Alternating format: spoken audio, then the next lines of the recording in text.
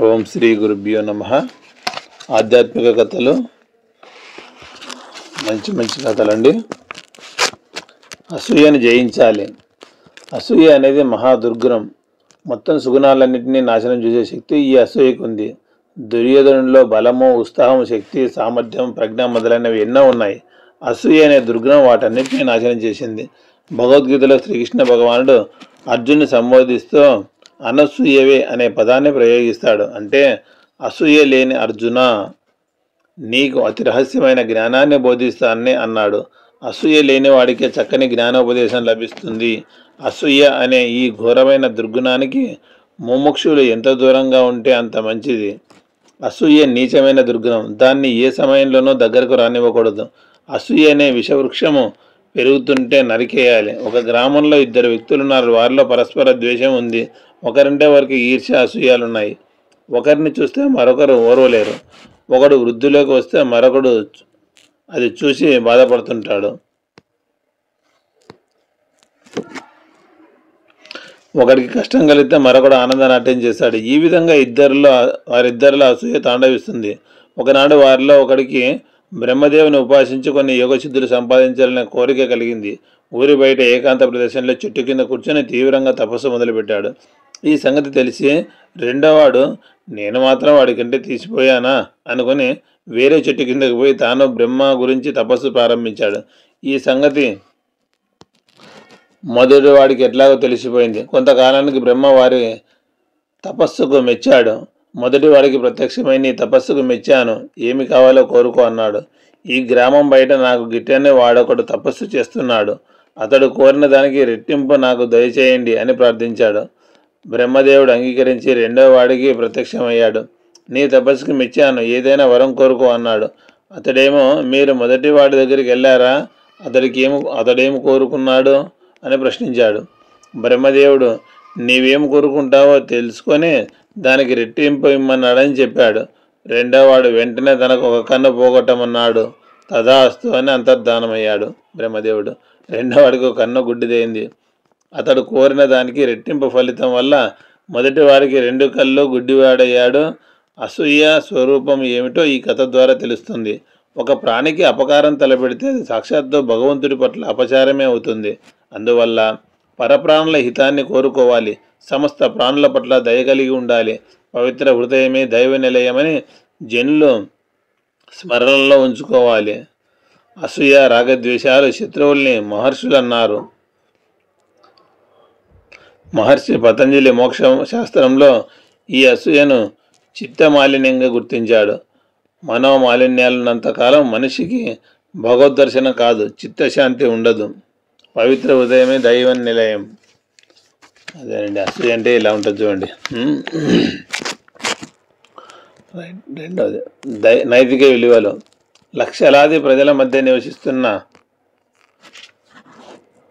మనం కొన్ని నీతి నియమాలను, నిబంధనలను పాటించి తీరాలి. లేకుంటే వర్గాల మధ్య, వ్యక్తుల మధ్య ఘర్షణలు చెలరేగి సంఘజీవనం అస్తవ్యస్తమవుతుంది.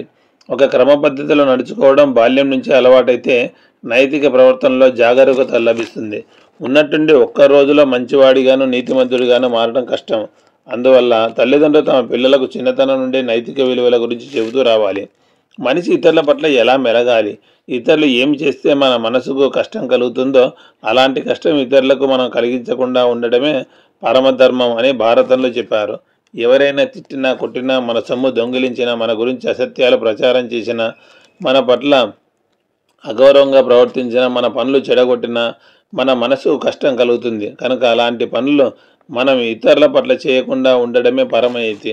మహాత్మా గాంధీ ప్రాథమిక పాఠశాలలో చదివేటప్పుడు ఒక తనిఖీ అధికారి వచ్చాడట.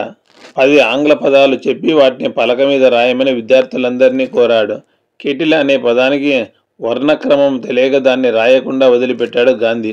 అది గమనించిన ఉపాధ్యాయుడు పక్క విద్యార్థిని చూసి రాయమని గాంధీకి సైగ చేశాడు. చిన్నతనం నుంచే సత్యహరిశ్చంద్ర మొదలైన కథల వల్ల ప్రభావితుడైన గాంధీ అలా చూసి రాయడం తప్పని, ఉపాధ్యాయుడే సైగ చేసినా రాయకూడదని నిర్ణయించుకున్నాడు. చిన్నతనం నుంచి అలవడిన నైతిక ప్రవర్తన విలువ అలాంటిది. ఒక గజ దొంగకు కఠిన కారాగార శిక్ష పడింది. కారాగారంలో ఉన్న అతడికి చూడటానికి వెళ్ళింది తల్లి. కొడుకు ముఖం తిప్పుకున్నాడు. చిన్నప్పుడు పక్కింటి పెరట్లో తోటకూర దొంగలించి తెచ్చిన నాడే వద్దని చెప్పకుండా మరింత తెమ్మని ప్రోత్సహించావు. దాని ఫలితంగా గజదొంగగా మారాను. ఇలా శిక్ష అనుభవిస్తున్నాను. నన్ను మంచి మార్గంలో నడిపించకుండా దొంగను చేసిన నీ ముఖం చూడను పో అన్నాడు దొంగ. అంటే చిన్నతనంలోనే నైతిక విలువలకు ప్రాతిపదిక పడాలన్నమాట. అనైతికమైన సలహా ఇచ్చిన ఉపాధ్యాయుడి మాట వినకపోవడం వల్లనే గాంధీజీ మహాత్ముడయ్యారు. తల్లి తోటకూర దొంగతనాన్ని ప్రోత్సహించడం వల్లనే కొడుకు గజ దొంగగా మారి జైలు పాలయ్యాడు. వస్త్రధారణలోనూ నియమ నిబంధనలు పాటించాలి. సభ్యత సంస్కారాలు ఉట్టిపడేట్లుగా ఉండాలి. చూసేవారికి జుగుప్స కలిగేలా ఉండకూడదు. తగిన వేషం భాష మనిషికి గౌరవాన్ని కలిగిస్తాయి. స్త్రీల పట్ల అగౌరవంగా నడుచుకున్న దుర్యోధన, దుశ్శాసనులు, కీచకుడు, రావణాసుడు చరిత్రహీనులుగా మిగిలిపోయారు. పరస్త్రీలను కన్నతల్లిగా భావించిన శ్రీరాముడు ఆరాధ్యుడయ్యాడు. నైతిక విలువల గొప్పతనం అలాంటిది.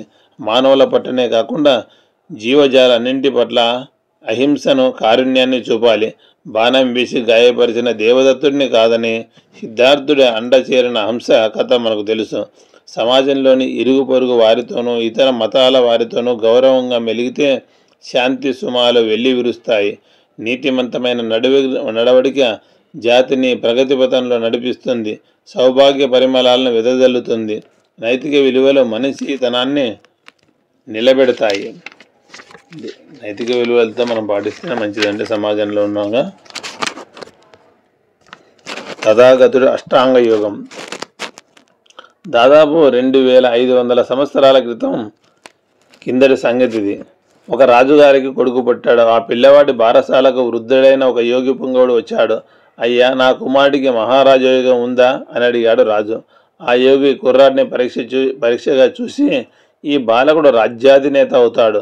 భౌతికపరమైన రాజ్యానికి కాదు, మనసుల హృదయాల్లో కొలువు తీరే హృదయాధినేత, మహాజ్ఞాన సంపన్నుడు, సర్వసంగ పరిత్యాగి అవుతాడు అన్నాడు ఆ మహర్షి. రాజు కంగారు పడ్డాడు. రాజాది రాజు కావలసిన తన కొడుకు సన్యాసిగా మారతాడా అనుకుంటూ ఆ రోజు లగాయత్తు ఆ కుర్రవాడికి ఏ కష్టము దుఃఖము కలగకుండా పెంచాడు. యుక్త వయస్కుడయ్యాక వివాహం జరిపాడు. రాజకుమారుడికి ఒక పుత్రుడు కూడా కలిగాడు. ఒకరోజు గుర్రపు బండిలో వాక్యాలకి వెళ్ళిన ఆ రాజకుమారుని 4 దృశ్యాలు కదిలించాయి.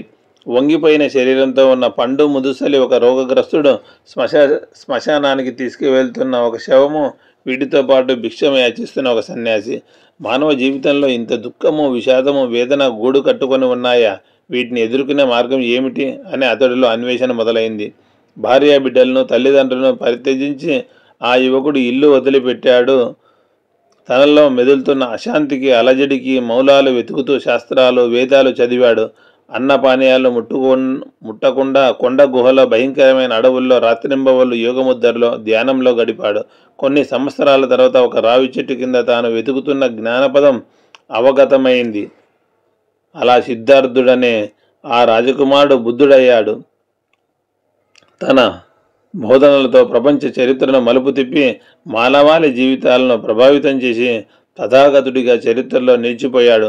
తథాగతుడు అంటే పునరావృత్తి లేని సద్గతి పొందినవాడు అని అర్థం. సత్యం నుంచి పుట్టినవాడు తథాగతుడు. ఆది అంతము, నేను, నాది అనే విచికిస్తపు భావనలకు అతీతమైన బుద్ధుడు అలా తథాగతుడైనాడు. ఉదయించే సూర్యుడు అస్తమించినట్టే పుట్టుక తదనంతరం చావు ఉండటము ప్రకృతి ధర్మం. ఏది శాశ్వతంగా ఉండకపోవడము సృష్టి ధర్మం. ఈ ధర్మాల సంకటంలో నలిగే మనిషికి మిగిలేది దుఃఖము. ఇది విశ్వవ్యాప్తం. ఈ దుఃఖానికి మూలాలు వెతికి వాటిని ఎదుర్కొనేందుకు బుద్ధుడు ఉపదేశించిన మార్గాల్లో అష్టాంగ యోగం అతి ముఖ్యమైనది. వీటిలోని ముఖ్యాంశాలు: సమ్యక్ దృష్టి, సక్రమమైన ఆలోచన విధానం, సహేతుకమైన దృష్టి. సమ్యక్ సంకల్పం, ఉన్నతమైన ఆశయము, ఉన్నతమైన ఆలోచనలో విలువలు మరిచిపోకుండా ఉండటం. సమ్యక్ వాక్కు, సహచరులతో అరమరికలు లేకుండా సత్యమైన మాటలు మాట్లాడటం. సమ్యక్ కర్మ, శాంతియుతమైన స్వచ్ఛమైన ప్రవర్తనతో మెలగడం. సమ్యక్ జీవనం, హింసా ప్రవృత్తి లేకుండా మానవత్వంతో ఉత్తమ జీవన విధానం అవలంబించడం. సమ్యక్ కృషి, ఎల్లవేళలా అప్రమత్తంగా సచేతనంగా జీవించడం. సమ్యక్ స్మృతి, జీవిత సత్యాలు, మర్మాల పట్ల పరిశీలన, అవగాహనతో ఆలోచించడం. సమ్యక్ సమాధి, పైన పేర్కొన్న 7 అంశాలను నియమానుసారంగా పట్టుదలతో ఆచరించడము, ప్రతిఫలాపేక్ష, స్వార్థ చింతన, దురాశపూరితమైన ఆలోచనలన్నీ విడనాడితే దుఃఖ నివారణ సాధ్యమని ఆయన ప్రవచించాడు. బుద్ధుడు స్వయంగా తాను నిర్దేశించిన సూత్రాలను అమలుపరిచాడు. సూర్యాస్తమయం లాగే చావు ప్రకృతి ధర్మం. ఏది శాశ్వతం కాకపోవడం సృష్టిలో సహజం. సృష్టిలో ఏది శాశ్వతం కదండి. చావు పుట్టుకలు అనేటివి రాత్రి పగలు లాంటివి. వ్యక్తిత్వం, మనస్తత్వం. మనిషి వ్యక్తిత్వం దైనందిన కార్యకలాపాలను శాసిస్తుంది. బలహీన వ్యక్తిత్వం కలిగిన వారు జీవితంలో బహుముఖాలుగా నష్టపోయే అవకాశాలు ఎక్కువ. వ్యక్తిత్వం, మనస్తత్వం జీవితమైన నాణానికి బొమ్మ బరుసు లాంటివి. ఒకే వ్యక్తి కొడుకుగా, భర్తగా, తండ్రిగా, తాతగా, మామగా అనేక పాత్రలు పోషించాల్సి ఉంటుంది. కర్తవ్య నిర్వహణలో ఏమాత్రం పొరపాటు జరిగినా పర్యవసానాలు తీవ్రంగా ఉంటాయి. బలహీన మనస్కులు అందరినీ సంతృప్తిపరచాలని ప్రయత్నించి చివరికి ఎవరిని సంతోషపెట్టలేక కోరి కష్టాలు తెచ్చుకుంటారు. జీవితం అంటేనే ఒక సమస్య నుంచి మరో సమస్యకు చేసే ప్రయాణం లాంటిది. బాల్య, కౌమార, యవ్వన, వృద్ధాప్యాల్లో ప్రతి వ్యక్తిని కొన్ని సమస్యలు చుట్టుముట్టడం సర్వసాధారణం.